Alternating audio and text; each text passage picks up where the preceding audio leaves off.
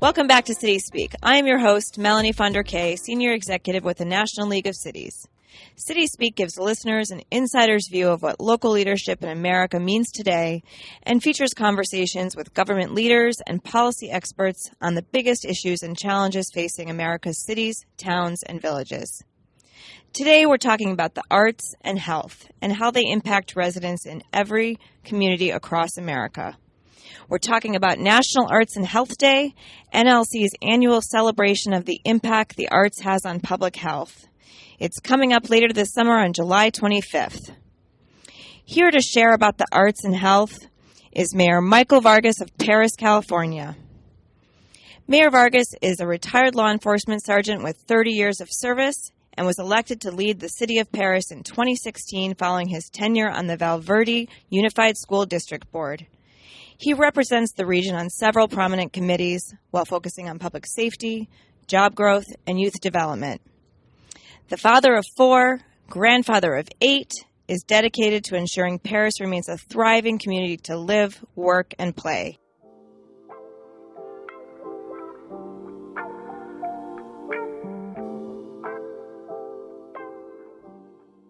Mayor Michael Vargas, welcome to City Speak.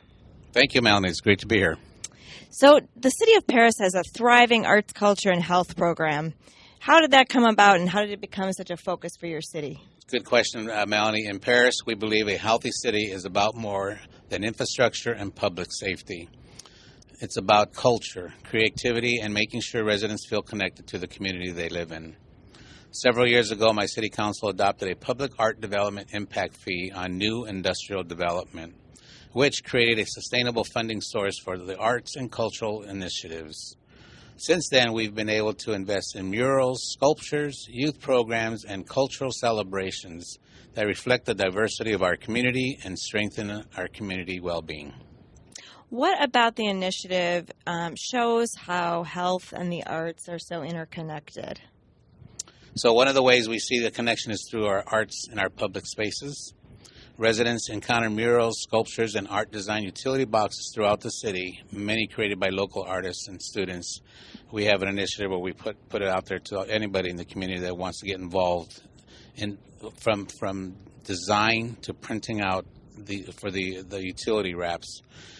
Then, of course, when our community see what they've done and it's actually on display, that creates a sense of belonging and pride, and that contributes directly to the emotional well-being and community health.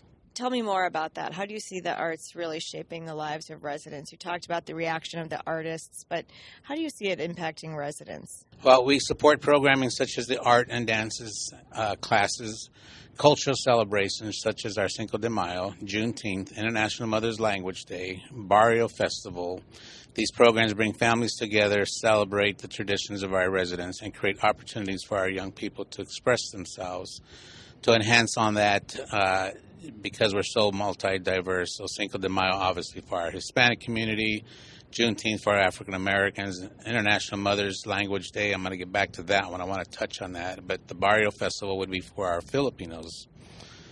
We have a Perris Valley Filipino American Association right there in our own city. Great food, by the way.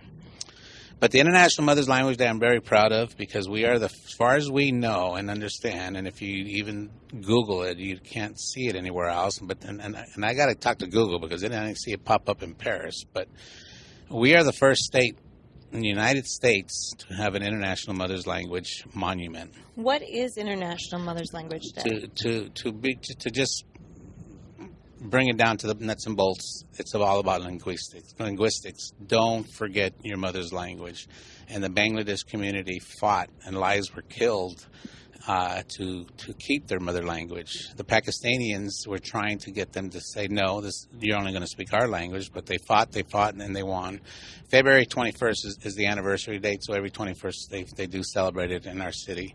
And it's actually a beautiful monument. It has 5 structures, and it depends on what you want to make out of it. The center one is the largest, and it's kind of bent over. And then you have 2 on each side. Well, the center one is the mother bending over, and the 2 on each side represent the 4 children. And then she has a red circle in the middle of her body that represents the blood.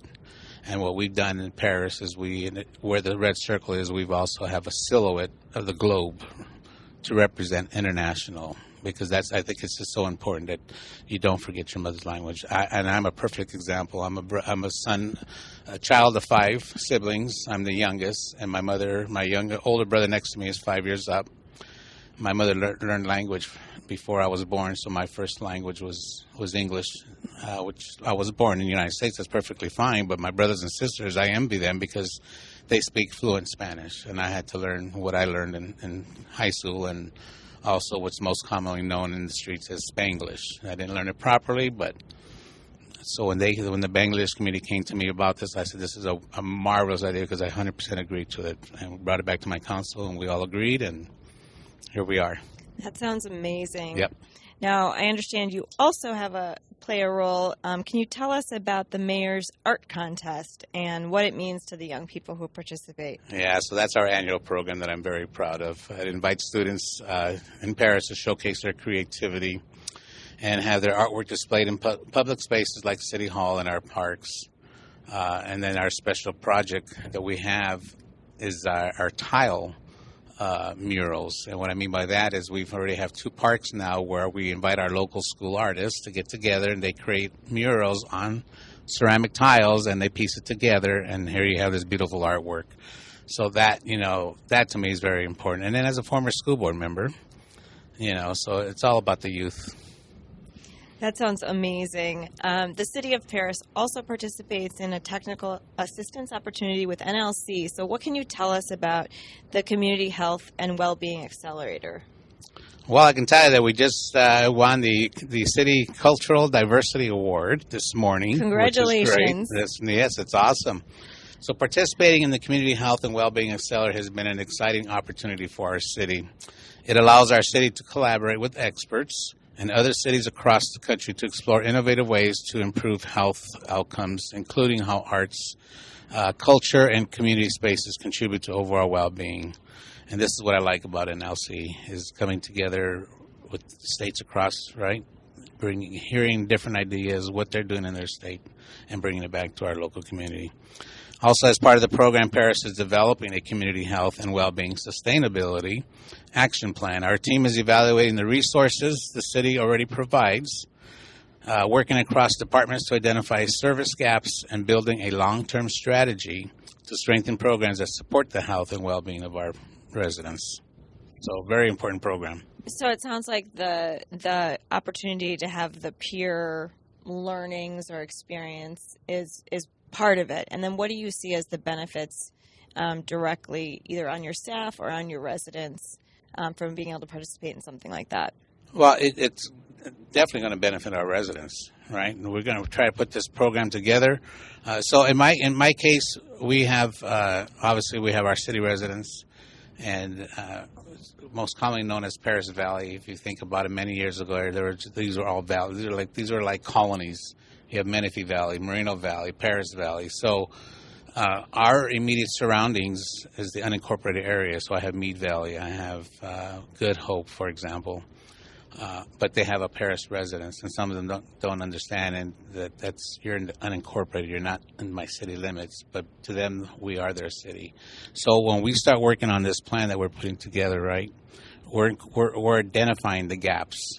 What services need to be, and we have to include our neighbors across our borderlines, because they come into our city looking for health, for whatever care they may need. They may just simply shop or have their doctors. So this is a good opportunity for us, and I'm very grateful for NLC for including this, and my staff is very excited as well. Well, that's wonderful. Mayor Vargas, I'm sure there are city leaders who are listening to this and thinking about arts and health, and maybe they haven't thought about it as interconnected before, or maybe they just haven't thought about it that way. What advice would you give them in pairing these two issues together? I definitely encourage city leaders to think about what truly makes their community thrive. The arts bring peoples together, celebrate culture, and create spaces where residents feel connected to one another. These experiences strengthen community pride, improve mental well-being, and build stronger neighborhoods. Like I always said, it takes a village to run a city and to keep a city going, and incorporating the arts and culture will only add strength to that village. I just highly, reemphasize to my colleagues and other members of other states in the United States is to take advantage of these programs, and especially in particular with NLC, because you come together and you bring ideas together, and you can go home with an idea, and that can probably, hopefully, benefit your community. I come to NLC, and I always will come to NLC. What gives you hope in these times? Funding? That's always a key question, right? Fair. You've got all these programs going, and development, and then implementing them.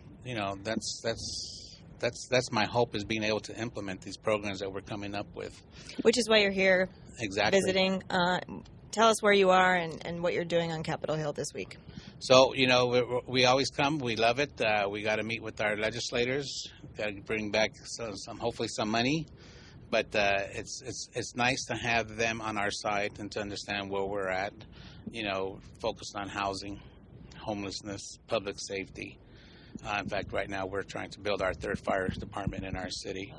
So, and we are working on a project where the developer is working on hopefully getting our hospital. We don't have a hospital in Paris. Oh, wow. So the nearest hospital for my community is Code 3 run, lights and siren. You maybe get there 13, 15 minutes. Right. Well, that's critical. Seconds is critical. Minutes, too long. So it's always important for me to come out here to advocate for our community and talk to our legislators and tell them what it is that what we need, what our needs are. Because, one shoe doesn't fit all either, right? But at least we come together as a unity, NLC, and let our voices be heard of what it is that we need. Well, absolutely. Mayor Marco Vargas, it was such a pleasure to sit down with you today, and thank you for sharing your story with Cities Speak listeners. It was great to hear more about the connection between the arts and health, and we hope everyone will join NLC when we celebrate National Arts and Health Day on July 25th. Well, thank you, Melanie. It was a pleasure to be here, and I thank you for this opportunity, and I thank NLC as well.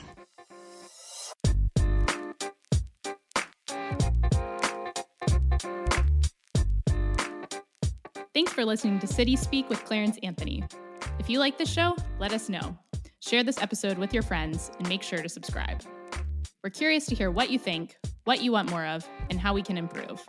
If you have feedback or an idea for a guest you'd like Clarence to sit down with, send us your thoughts at cityspeakpodcast@nlc.org. Join us next month for a new episode. Like and subscribe here or wherever you get your podcasts. See you next time.